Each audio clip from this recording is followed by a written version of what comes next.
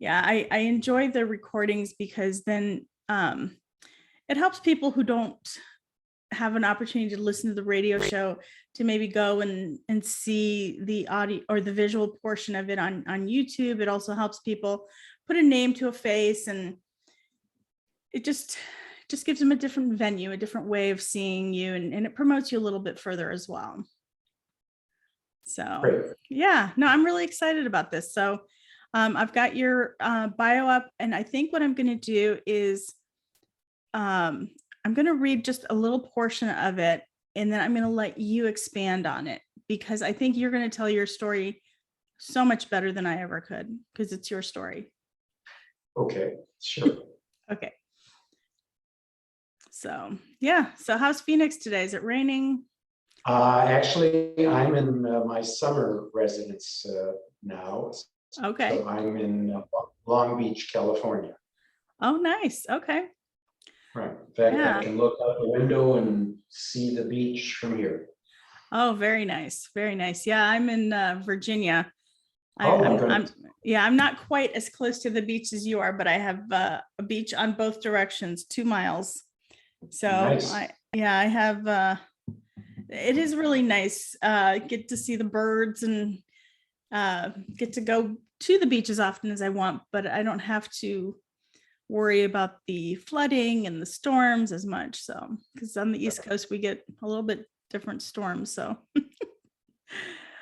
those big storms come in. In fact, I can look right now and I can directly see the Queen Mary right now. So good for you. That's awesome.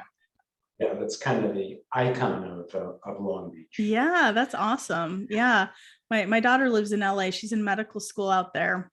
Oh. And she loves Long Beach, and she was actually just there on a vacation with her with some of her friends. So it's nice. Yeah.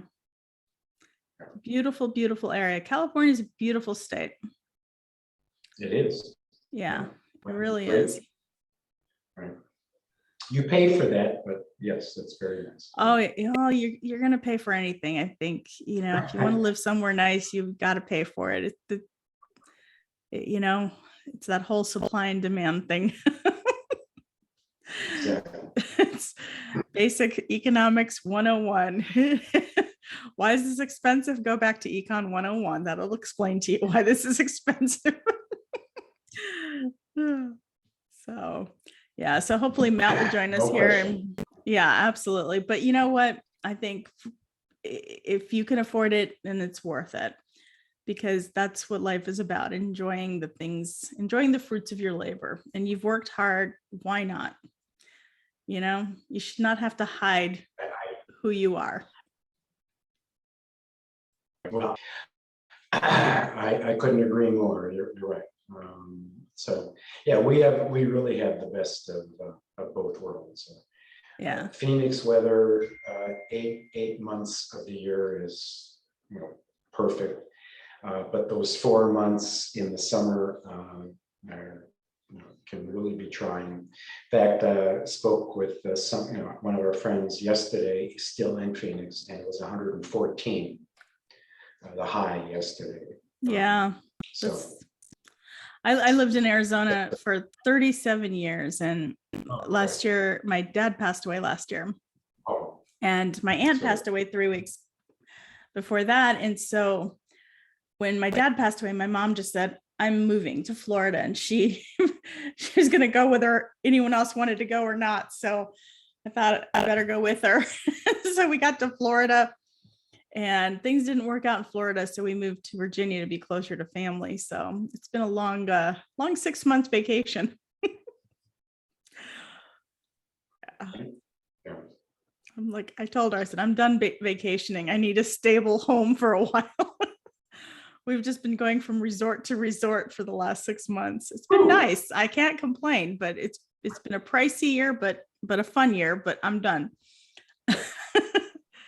So, hi, Matt. Hi, Fuzzy. How you doing today? Good, good. I'd like you to meet Dr. Larry Waldman. And Larry, this is Matt. Hi, Dr. Waldman. How are you doing today? We're great. We're great. Okay, so the sound quality is not very good. Are you using any sort of microphone external, or is it just the internal on your computer? The latter. Internal on your computer. Okay. Do you have a headset or anything like that? No, I never had to use one. No one's ever complained before. I'll get closer if that helps. Yeah, it's just very roomy and echoey. It sounds like you're in a like a big like bathroom with tile floors, and it just kind of echoes around. Hmm. Okay. Well, I don't know how else we could fix it. Do you have any headphones at all or anything? No, and I tried it on this computer and it doesn't work. Is it a desktop or a laptop? It's a desktop. Yeah, see, desktop internal mics are just not good at all. Yeah, I don't know what you want to do, Fazia. Is it the sound quality is just really poor? Could he call in? Yeah, we would. Yeah, that would, I guess We be the could only keep option we to can call in keep the him phone. on. Yeah, we can keep him on the Zoom for the visual. For visual, yeah. And then have him call in. What is that number? All right. All right. See, I'm gonna give you the number to call in here. So All right, Larry, the just mute the computer once you're on the phone, but stay on the Zoom so we can see each other. Okay.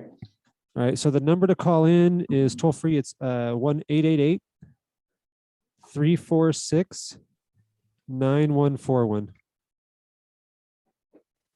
Okay. On my phone then, huh?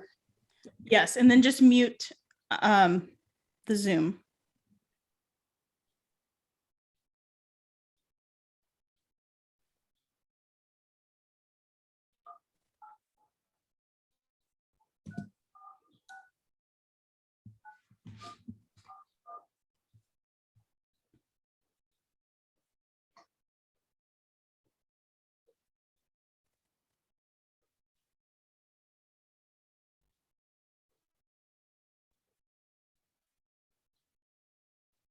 All right. Is this Dr. Waldman? Yes, it is. All right, let me patch in. Go ahead and press that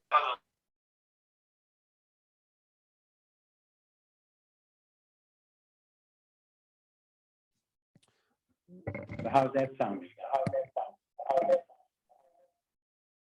All right. You got to turn down the speakers on your computer as well. Yeah, because you're on speakerphone on the phone, and it's creating an echo. Can you mute the Zoom? Yeah. Well, he muted the microphone, but he has to turn down his speakers as well because the sound will come out of the speakers and then go. All right. Do me a favor and just count backwards from 5 for me. 5, 4, 3, 2, 1. All right. So it's still a little echoey because you're on a speakerphone, but it's a lot better than the Zoom. Okay. Yeah, I think it is better. Well, I apologize. I've done a number of podcasts. No one's ever complained before. Yeah, they're not, concerned with the audio quality with those other ones, but yeah, speakerphone and no microphone, it just doesn't sound too good. So let me go ahead and get you started here, Fazia. Okay, thank you. Excuse me. All right, sending the feed your way. Here we go. All right, thank you.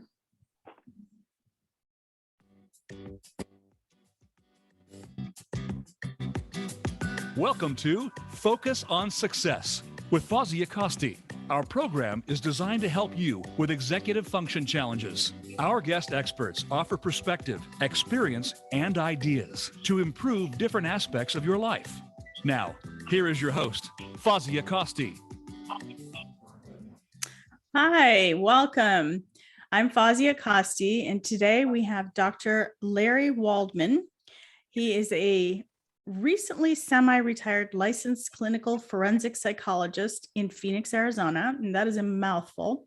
So I'm going to welcome you, Dr. Waldman, and maybe you could talk a little bit about who you are, your background, and just give our listeners a sense of who you are. Sure. Glad to, and of course, happy to be here this morning. Yeah, I'm looking forward to our interview. Thank you. I made my career in Phoenix, Arizona. I'm originally from Wisconsin, Milwaukee, Wisconsin, but my wife and I moved out to the Valley, as it's called, in 1973. I started out as a school psychologist for Scottsdale Schools and did that for just about 7 years. And during that time, I worked on my doctorate at Arizona State University and graduated in 1978 with the PhD. And then actually went into private practice at the end of 1979. So I've been in private practice as a clinical psychologist, for 40 some years or so. I recently retired from active practice at the end of 15. My practice was quite varied. Saw children, parents, families, couples, and in the last 20 years or so, last 20 years, basically since the turn of the century, I moved into the forensic arena or the legal arena. Wow. Where I did a lot of work in the family law area, doing custody evaluations, serving as an expert witness. I was a parenting coordinator, a therapeutic interventionist, and I also did other legal work as well, personal injury, immigration, estate planning, and so on. So my practice was quite varied, and frankly successful. I engaged in some innovative marketing methods. I did things that mental health providers typically don't do. I took advantage of the local media.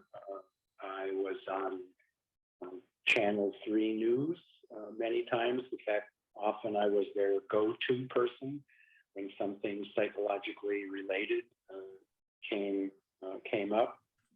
I also did a fair amount of talk radio. Me and Pat McMahon, the morning drive guy. I remember Pat. Very, right. We were very, very tight. In fact, if you don't mind, I have a quick story that goes with that. Oh, I'd love to hear a story, please. That's kind of fun. Yes, I was on Pat's show 20 times without exaggeration, probably more. And one morning I was driving to work, or actually driving to where I consulted at the time, which was the Social Security Administration. And I'm on the freeway, and of course I'm listening to Pat's show, and he's interviewing somebody and so forth. And then the discussion turns psychological in nature. And then Pat said, "Gee, I wish my buddy, Dr. Waldman, was available, so he could give his view on this issue." So I pulled off at the next exit I could find, got to the curb as quickly as I could, got out my phone and called in, and spent the rest of the show parked at the curb, talking with them on the radio. So that is a fun story. It was a fun experience. Talk about now manifesting what that, you want, you just asked and there you were. Exactly, right. Yeah, who knew? I mean, how did Pat know that I was listening at the time and I was available and so on? So it worked out very well. Yeah.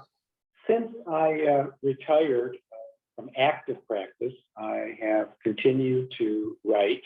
In fact, I will be talking about my latest book here.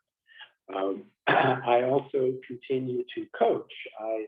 I have a number of early career therapists that I help develop a niche, a marketing plan, and help them move forward in their career. I also have helped two of them with the writing of their book. I'm pretty good at editing. I've written 7 books myself, dozens of articles that are on, all of this is on my website, by the way, which, by the way, is entitled topphoenixpsychologist.com. And I, of course, in my career, written probably a couple thousand reports. So I'm pretty familiar with writing. So I help young therapists write their book. Sure. And so on. And I speak around the country, pretty much remotely now, but fortunately in-person conferences are finally coming back. I speak on practice development. The other talk that seems to be very popular is the one on teaching parents to parent. I think that's a very So important topic. Yes, absolutely. Right.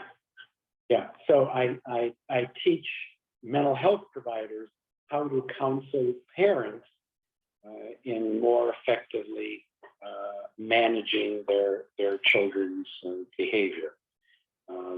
I've done that one for PESI and an outfit called Therapist Express. I guest on podcasts like this one.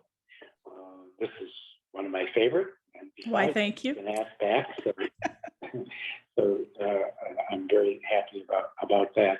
So I stay fairly active and keep my keep my toes in the water. Yeah, just to let our listeners know, Dr. Larry Waldman's actually been on our Parenting Pulse show as well. So this is his second time coming onto the show.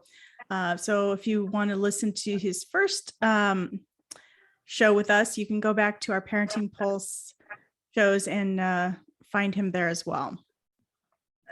Yeah, so I'm really thrilled to have you on here, Dr. Waldman. You have a wealth of information, a really substantial, your experience is substantial, your resume is substantial. And so I really appreciate you being on the show today and sharing your expertise with our listeners. Tell us a little bit about the books that you've written. You've written quite a few. What are some of the titles, and tell us a little bit about what they are? Well, sure, be glad to. Well, the first book I did was back in the middle 80s, actually, or mid to late 80s. It's been revised since, but that book is entitled Who's Raising Whom? A Parent's Guide to Effective Child Discipline. And I frequently speak about that book, even though that book was written, 40 years ago. It's still valid today. As any good parenting book should be. It should be valid forever, really. You're right. I mean, this doesn't change very much. Parents continue to struggle with child management now as they did years ago. Of course, things have changed over time. In fact, I recently wrote an article along those lines. Back when I was a school psychologist, I used to caution parents about spanking too much, using paddles and things of that nature. And now the pendulum is swung, I believe, completely the other way, where parents, I believe, are not effectively consequenting inappropriate behavior. I'm not suggesting paddling or spanking by anything, but addressing inappropriate behavior. Yeah, So, absolutely. Things have changed. But that's the first one. My second one was kind of a follow-up to that one, and that came about in the early 90s. And that one is titled Coping with Your Adolescence. And as I like to say, if you haven't read Who's Raising Whom, then you're certainly going to need the second one, which is Coping with Your Teen or Coping with Your Adolescence. And if you've read the first one, you and may that- not need the second one. Or at least not as much. Yes, exactly. You're right on there. Yeah, I heard that. Late 90s, I'm not exactly sure, either late 90s or early 2000s, somewhere in there. I wrote what I call my marriage manual, which is entitled, How Come I Love Him But Can't Live With Him? And so there I talk about marriage, obviously, issues and all the stories I've had during that part of my career. Now, are these personal without a stories, doubt. or are these stories from other clients? Oh, for sure. I get very personal. Yes. In fact, my wife got a little upset about some of the stories I told. But by the way, this past August, my wife Nan and I celebrated our 50th anniversary. Wow! Congratulations. Thank you. Yes. I like to joke that I've been in love with the same woman all that time. But if my wife ever finds out, she's going to be really angry. I was waiting for the punchline. That's a good one. My dad and my mom were married for 54 years, almost 55 years, and he used to always introduce my mom as his ex-girlfriend, and people would always tip their head. He's like, "Well, she's now my wife." Yeah, actually, if I've had a drink, I sometimes introduce her as my first wife. Oh my goodness. The one and only. I like it. That's funny. Exactly. Right. Yes, and we have two sons who are, of course, fully grown now.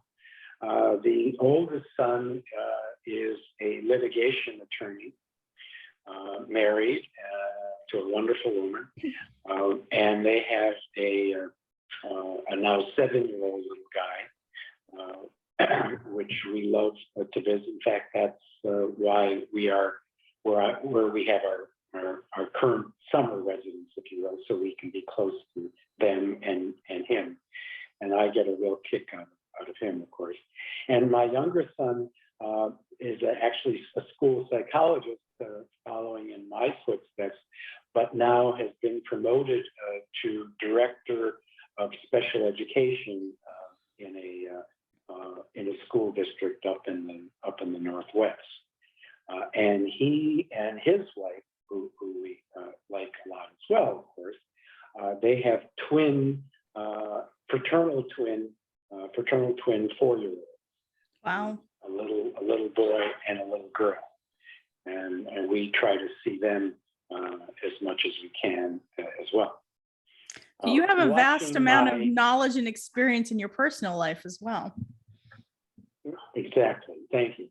Yeah, watching my sons, function as a husband and father is for me is very warm-hearted experience, because let's face it, where did they learn this stuff?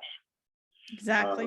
And that's what we'll be talking about in a little bit, Arson. Yes, kids live what they learn. Bottom line, and they carry that with them forever. And again, what they learn, unfortunately, sometimes is not so healthy and adaptive, and sometimes, on the other hand, is very healthy and adaptive. And so I enjoy watching all this. Although, of course, they don't always do things the way I might think they might. But I've learned, of course, I like to say that whenever I come home from visiting my kids, I have a sore mouth, and that's from biting my tongue so much, because I dare not say anything. Yes. No, I completely understand. Right. Yeah, no, Something will absolutely. happen. Once your kids are adults, you kind of have to let them live their life, and you can't always agree. Right. So, Well, and something else that I've learned that I never read anywhere in all my years of practice is that being the parents of the sons, you actually have less say so, if you will, than if you happen to be the parent of the mother of the kids, you see. So you have to now tread carefully, if you will. And we do. Things happen, of course. The kids do something, and my kids or my daughters-in-law react to it, whatever. And my wife, of course, who's been with me now for over a half century, she'll give me that look like, I know what you're thinking. I know how you feel about this, but you better shut up, okay? And so I do, and I don't say anything. We talk about it later, but that's okay. It's fine. yeah. Yeah. So what are some of the other books that you've written? Okay, so let's see. That was the marriage book. The next book came out probably around 2010, and that book's entitled "Too Busy Earning a Living to Make Your Fortune: Discover the Secrets of Achieving Your Life Goals." That book I like very much. I talk about why people get stuck, as I call it, and because I've had so many patients over the years tell me, say things, oh, I wish I could travel, or I wish I traveled more. I always wanted to do this. I wish I did this, et cetera, et cetera. All these wishing and wanting and so forth, but they never achieve it. Because they're too busy doing something that doesn't really fulfill them, and so on. So in that book, I talk about achieving your life goals and so on, and being smart about things and so on. Yeah, it's really important to do what you feel you should be doing, what you want to be doing. I mean, life is too short to live someone else's wishes. Around 2015 or so, I wrote a book with a good friend of mine who's a business analyst. And the title of that book is Overcoming Your Negotiophobia. And the subtitle is Negotiating Your Way Through Life. And in this book, we talk about the power and the value of negotiating in all different arenas, home, family, friends, out and about, at the car dealership, the grocery store, and of course, in business, et cetera. And so we talk about that because truth of the matter is most people, frankly, don't know much how to negotiate appropriately. And so they do one of two things. Either they just shut up and suck it up and then walk off with their tail between their legs, or they rant and rave and so on. And of course, they tick off the other party and nothing gets accomplished there either. So learning learning how to negotiate in all these different arenas. You know what? I love that, because I used to have students come to me and say, well, I deserve more. I deserve this. I deserve that. And I used to tell them all the time, you'll never get what you deserve in life. You'll get what you can negotiate in life. So go figure it out. Go figure out what you want and figure out how you're going to negotiate for it. And most people don't understand how negotiation can be a win-win situation. They just assume they have to give something up to have what they want. And that's not Absolutely. necessarily true. I mean, if you think about it, a successful marriage, to begin with, is what, 90% negotiation. I mean, the goal of a good negotiation is for both parties to walk away somewhat satisfied. Exactly. I mean, and unfortunately, in most negotiations, what happens is one person has walked away, totally satisfied, and the other person is all bummed out. Well, I think that's the idea that's most not people, yeah, that's what most people think it is. Exactly. Well, no, I mean, that's not good in any arena. In business, that's not good. Who's going to want to continue to do business with somebody who you feel has, pardon the expression, screwed you? Right. You're not, this deal may have gone south, but you're certainly not going to do another one.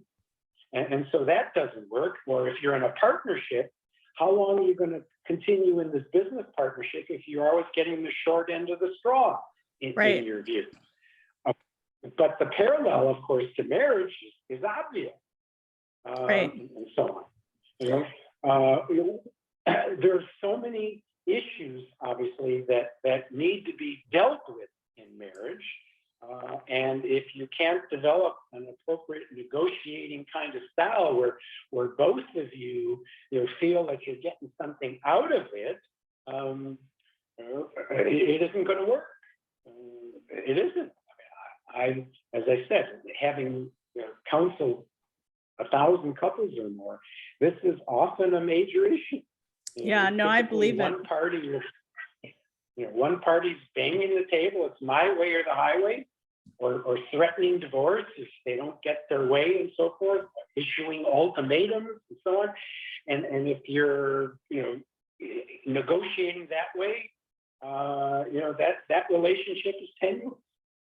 Well, pretty much every relationship is going to have issues if that's how you negotiate. Sure. So we're getting close to the time. Go ahead. I was going to say we're getting close to our break time. So let's wrap up the books and then we'll go from there. Great. The last two books, the second last book is my book on practice development. It's entitled The Graduate Course You Never Had. And that's for mental health providers in terms of how to develop, manage, and market a private practice and do it successfully, frankly, as I did. And then the latest book that I did during COVID is the book we'll be talking about, I guess, after the break, which is entitled Love Your Child More Than You Hate Your Ex, what every divorced parent needs to know. Yeah, and I think that's going to be some really interesting conversation, because with the divorce rate being as high as it is, I think people really need to hear that, and I think it's important that they learn to negotiate better. It sounds like some of your books overlap in their topics as well. So we have a couple minutes before we take our break. Would you like to give your information? How could somebody get a copy of any of your books that we've already talked about? Well, probably the easiest way, of course, is, as everyone knows, is Amazon. All my books are available there, and you can purchase them there. If you wish, you can contact me on my website or my email address, which I'm glad to give out, which is Larry Waldman, PhD, @cox.net. And if you indicate to me that you have contacted me through this podcast, I will reduce the cost by $2 off the price of the book as my gift to the listener. Of course, there will be the shipping cost, but you can do that.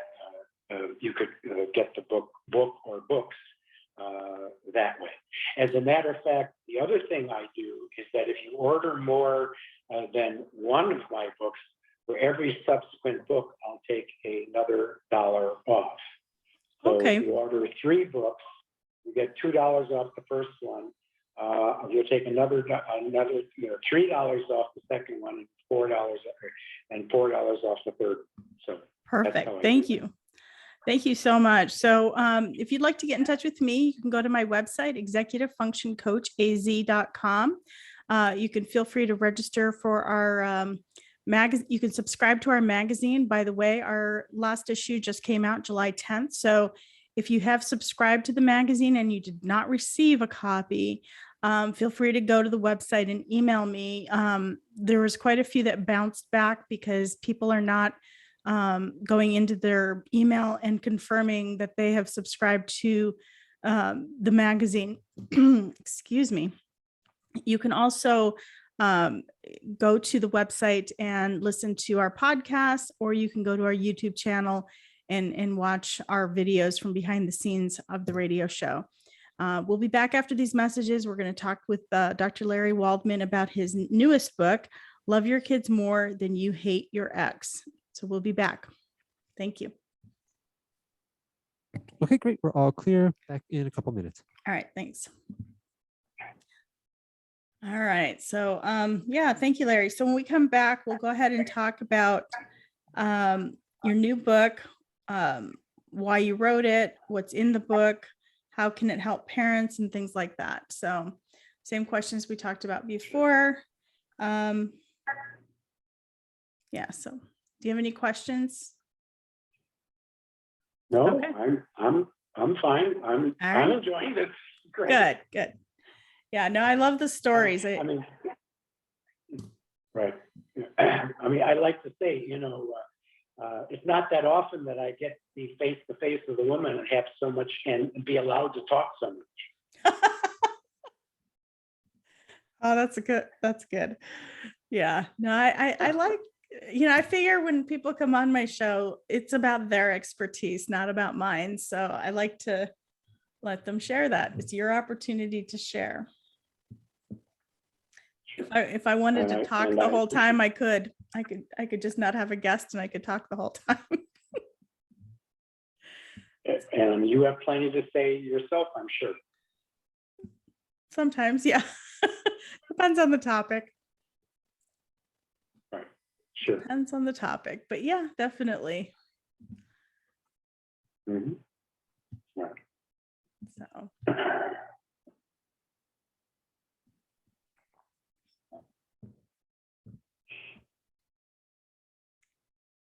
But no, this is fun. I enjoy interviewing people. I'm sorry, go ahead. Are you running an ad now during this time? Yes. Yeah, there's an ad going on right now. Good, good. You're smart in the way you do this. Actually, in my workshops that I do for mental health providers, I talk about this new area, and it is new, on podcasting as a way of marketing their practices. One, of course, being like me, being a guest on a podcast, but two, to actually have your own. And there are some mental health providers that have developed a very lucrative practice by having a podcast and talking about mental health related topics. Yeah, well, I think we talked about it during the break or before we started. Actually, I started this because I really wanted people to get more information sometimes people don't have access to professionals. Sometimes they don't have the money to pay for professionals. So this was just a way for me to help people who maybe couldn't afford to come on the show or who couldn't afford to come to my office. So, Wait, sorry to jump in, Sure. but we are coming back. Stand by. all right. Thank you.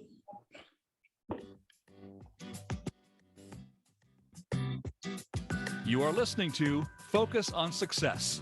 To reach Fozzie Acosti or her guest on the live show, please call 1-888-346-9141. That's 1-888-346-9141. You may also send an email to Fozia at executivefunctioncoachaz.com. Now, back to Focus on Success. Hi, welcome back. I'm Fozzie Acosti, and today we are talking with Dr. Larry Waldman. So welcome back, Larry. Thank you for coming on the show. And I would love to Thank you. talk a little bit about your newest book, Love Your Kids More Than You Hate Your Ex. How did you come up with that title? I love it. I think it speaks volumes. I mean, when you read that, you know exactly what the book is about. But how did you come up with that? Well, having written a number of books, I became well aware that coming up with an attractive title is important, and so I started thinking about it and so on. To be honest, I stole a comment that Golda Meir, the past prime minister or whatever of Israel, she once wrote something that, and I don't mean to be political here, to the effect that the Palestinian-Israeli conflict will be over when the Palestinians love their children more than they hate the Israelis. And I love that comment. Okay, again, this is not political, but I really thought that was an astute comment. And then it dawned on me, well, wait a minute. We're talking about conflict here too. I'm going to apply it to this. And so it worked. I did. Yeah. It worked. So why did you decide to write this book? What started this process for you? Well, as I said before the break, the last 20 years of my practice, I did a lot of work in the legal field, particularly in the family law arena. I became a well-known expert witness in the Maricopa County courts. That's Phoenix, basically. The judges came to trust me and use me. I probably did 75 to 100 custody evaluations during that time. Also, judges appointed me as a parenting coordinator.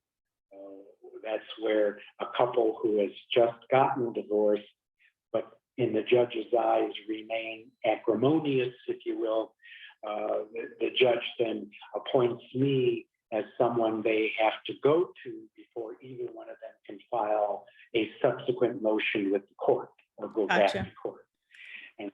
And so it was my job to work with these parents, or many of them were parents, typically, who were just divorced or recently divorced, and try to teach them how to negotiate and communicate, and of course, how to better deal with their unfortunate kids. And I say that being a child of divorce in most cases is unfortunate. So I did a lot of that.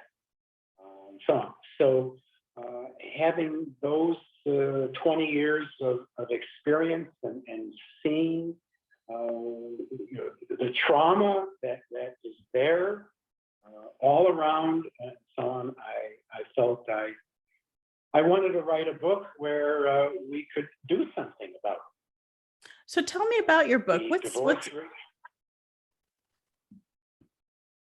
I'm sorry, I think I Well, lost you for a the second book there. Yeah, okay. Well, the book is, first off, talks about the situation as it is, which frankly is terrible as far as I'm concerned. I mean, we have a roughly 50% divorce rate in our country. It's one of the highest in the world. And that means that there's a lot of breakups. There's a lot of displaced kids or unhappy kids, because 80% of those 50% that are divorcing have children involved, and so on. And the divorce process itself, it needs to be, in my mind, completely revamped. We use the same adversarial legal system that is used in criminal court, where basically two sides are, the prosecutor and the defense are clashing with each other in front of a jury, and trying to either, get the jury to decide whether it's guilty or not guilty. Now, okay, that probably works reasonably well in the criminal arena, but it doesn't in the family arena. We can't split the kid in half. It's not a matter of one parent is guilty and the other one's innocent. That's not the case. And what about the kids? The kids aren't represented in most cases. And so on. The parents each have representation, but not the kids. And this adversarial approach, even though supposedly there's no fault divorce, that's baloney. It really doesn't work that way, because all the crap, if you will, is brought up in front of the world. I mean, going through a challenging divorce is one of the most stressful, ugly things you probably will ever face in your life. Some of those scars never heal. Never. They don't. And unlike what we talked about earlier about a good negotiation where both people walk away at least feeling they've gotten something out of it, that rarely happens, in a contested divorce today. So it really is a difficult process, but, and this is primarily why I wrote the book, it's the poor kids who get chopped up in the mix. So how does this help? needed. How does your book help parents adapt to this difficult situation? Well, first off, it's awareness. There is this kind of belief that, okay, once the divorce finally occurs, then okay, the dust is settled and everything's okay. And so at least supposedly the fighting is now going to stop, and things are going to be settled, and the kids should be okay. No, that's not the case. Just because a judge pounds a gavel and says this is it, no. In about 20 to 25% of these cases, the fighting continues, and the problem with the kids continue. So the fighting continues, is just they're living in different places. Exactly. That's right. the only change they've made, is the point. Yeah. Exactly. Yeah. And the kids of course are caught in the middle. And and what I try to do in the book is take the perspective of the child. And no one does that. Remember, the parents are being represented, not the kids. And remember, from a child's point of view, they are, as I like to call it, naked and naive. Okay? The kids don't have a perspective. Of course, it depends on the age, but from age, I'd say 3, 4 to 10, 12 or so, in that age range, they are especially vulnerable. And if you think about it, from the kid's point of view, they don't know what a good or bad marriage is. All they know is the one they're living in. So as far as they're concerned, this marriage, even though there might have been yelling and sometimes screaming and slamming doors or whatever, as far as they know, that's normal. That's the way it's supposed to be. How do they know that this is unusual? Compared to what? Right. They don't have any reference. And as far as they know, they have the best dad in the world and the best mom in the world. Because again, if you're 6 or so, as far as you know, what else? Compared to whom? It's not like they're walking next door and looking through the window and watching how the mommy at the neighboring building is functioning. And no, they don't know, you see? Right. And then when one day, and that's usually how it works, one day they're brought into the living room. Dad's sitting there with some bags packed, typically, and mom's kind of weeping, and they are informed that mom and dad are getting a divorce and dad is going bye-bye. And their world caves in. From that moment on, their lives have changed. So what should the parents do differently? Go ahead. What should parents do first- differently than maybe they would normally do, if they've read your book? How would they change? Well, first off, of course, I do spend some time in the book talking about making the marriage better. Right? And we've talked about some of this already in the first portion here about negotiation and things like that.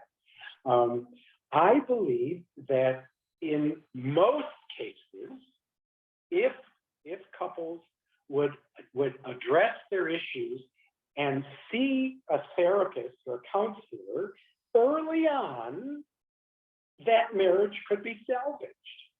Unfortunately, most couples don't.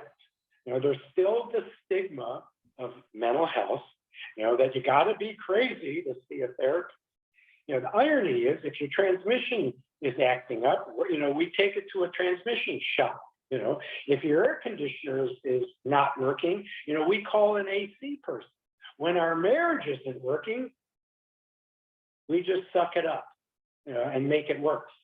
No, when our stomach is upset all the time, we see a doctor. So why don't we address these issues too? So I think that's what people do. They address the symptoms. They go and address, if they have a lot of anxiety, they address the anxiety. They address the stomach aches. They address the headaches, but they don't really look at the underlying causes. Like there could be tension in their relationship or something like that. Absolutely. And make the marriage, look, at one point or another, you love this person. You wouldn't have gotten married in the first place. Now, I do have some issue. I do have some articles about that, about how we pair up, but I don't want to get into that, other than to say we typically pair up far too quickly, but beyond that. But we obviously, these people obviously loved each other at one time and procreated together, for God's sake. There should be an opportunity, to make this work. Unfortunately, again, too many people let it go for so long that what ultimately happens is what we call in this business the emotional disconnect. Where one of the parties, more often than not, the wife, gets to the point where she says, "I'm done. Okay, she's emotionally disconnected.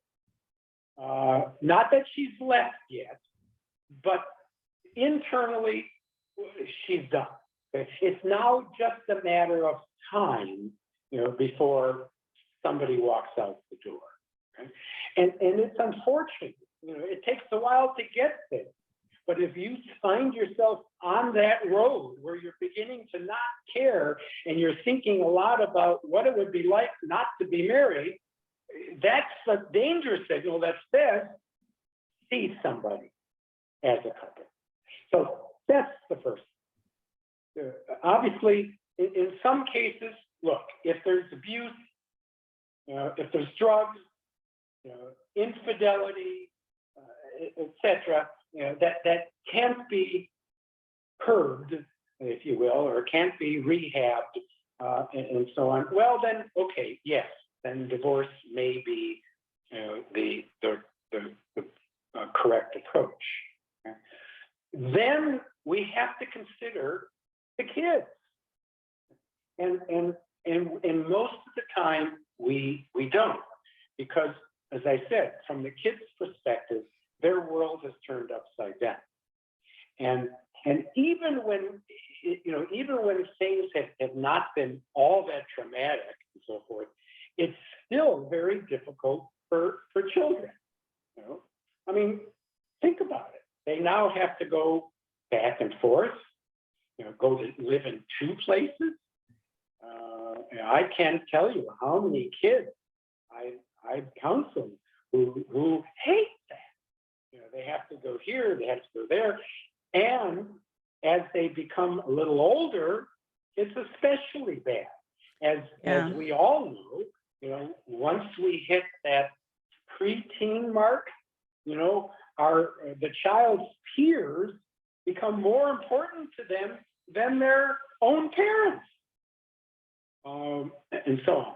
And yet, what the judge has ordered, in some cases, is every other weekend, or for that matter, half the week, that child has to go to the other side of town, perhaps, and be with that other parent, which, okay, yes, we need that parent contact, but now that preteen or teenager is now feeling like they're socially isolated. Which causes a whole new set of friends are over problems. here. Yeah. Exactly. And so, we have to consider where the kids are at. And again, we don't do that. And in the book, I talk about these subtle things that parents do, many times not maliciously, no, sometimes yes, unfortunately, but just inadvertently. But things like the other parent is referenced, and they roll their eye. Well, so what does that tell the child? Right. So what is your most important piece of advice for parents who are divorced? For parents who are divorced, and maybe they can't access your book right away, what is the most important piece of advice you can give them? I think I've already said it, and that is to try to put yourself in their perspective, to recognize they didn't ask for this. Most kids don't. 90% or more of kids don't want their parents to divorce, even if pots and pans are being thrown and so on. Again, remember, they don't know what's good or bad. Yeah, they just want it to improve. They don't want you to split up. They just want you to improve things. Absolutely, yes. But to take their perspective, okay? They love both of you. They love both parents. That's all they've ever known, And now the best mom in the world is saying bad things about the best dad in the world, and vice versa. And it's like, wait a minute, how do you tolerate that? And see, what happens to the child then is they find themselves in a loyalty squeeze, as we call it, where they don't know who to be loyal to. I mean, they want to be loyal to both. So when one parent makes even a semi-subtle negative comment about the other parent, that puts the child in a quandary, because if they agree with that parent, then they're disloyal to the other one. in their Yeah. mind. On the other hand, if they disagree with that comment and say something, now they're disloyal to that parent. Yeah. It's a no-win. Yeah. It's a no-win. Unfortunately, we're coming to the end of our time. Let's go ahead and give us your last minute tidbits that you want to share. Well, again, we parents, again, not, many times incidentally, do things that put kids in a quandary. Using them as a messenger, right, is one. Using the child as a confidant is another. Those are things that we are mistaken about. Probably one of the other things that happen is when we bring in another partner. Yeah. What's the message to the child? We have to do that slowly and gradually. Frankly, the message to the child, one of the major messages to children of divorce is that relationships are fleeting. Wow. And that's huge. That is huge. Well, Dr. Larry Waldman, I really appreciate you coming on the show today and talking to us about your newest book, Love Your Kids More Than You Hate Your Ex. If you're listening to this today and you'd like to learn a little bit more about Dr. Larry Waldman or his books, you can go to topphoenixpsychologist.com. You can also email him directly. And Dr. Waldman, what is your direct email? It's Larry Waldman, PhD at cox.net. Yeah, thank you so much. And make sure you go to my website, executivefunctioncoachaz.com, and subscribe to our magazine, Executive Function Magazine. Our next issue comes out in October, but you can go onto the website and you can look at the 3 past issues that we've had. And you can listen to our YouTube channel, behind the scenes. They're fantastic. And also you can listen to the podcast. If you're interested in talking to me directly, I offer free consultations, and you can go and email me directly from the website. Once again, that's executivefunctioncoachaz.com. And a quick shout out to all our listeners. Without you, this would not be possible. So thank you for listening. We'll catch you next time. All right, perfect. Great job. We're all clear. All right. Thanks, Matt. You're welcome. All right, so I do have to disconnect. So Dr. Waldman, I'm going to have to disconnect the phone, but you and Fozzie can still be on Zoom there. You just have to unmute your Zoom, okay? All right. Thank you, Matt. All right, thank you. All Have a good right. day.